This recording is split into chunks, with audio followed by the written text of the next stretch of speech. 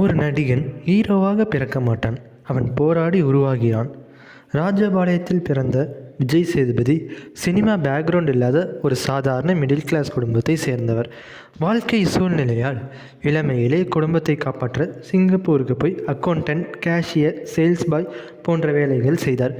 மனசுக்குள் மட்டும் ஒரு கனவு, நடிகனாக வேண்டும். சென்னை திரும்பிய பின் ஆடிஷனுக்கு audition, rejection, junior artist, crowd roles, side characters, யாரும் கவனிக்கப்படாத இடத்தில் இருந்து தன் பயணத்தை ஆரம்பித்தார்.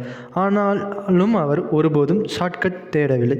எந்த ரோல் கிடைத்தாலும் அதில் 100% பெர்ஃபார்ம் பண்ணணும் என்ற மைண்ட் செட்லே வேலை செய்தார். பீட்சா படம் தான் டேர்னிங் பாயிண்ட்னு கூட சொல்லலாம். அதன் பின் நடுவில் கொஞ்சம் பக்கத்தை காணோம், சூது கவும், 96, super deluxe, Vikram, hero, villain, supporting, negative, grey shade, எந்த கேரக்டர் கொடுத்தாலும் அதை வாழ்ந்து காட்டும் நடிகராக மாறினார்.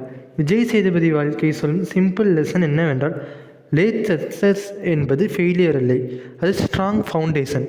இன்று மக்கள் செல்வன் என்ற பட்டம் அவருக்கு கிடைத்தது ஹைப்பால் அல்ல, ஆனஸ்டியால்.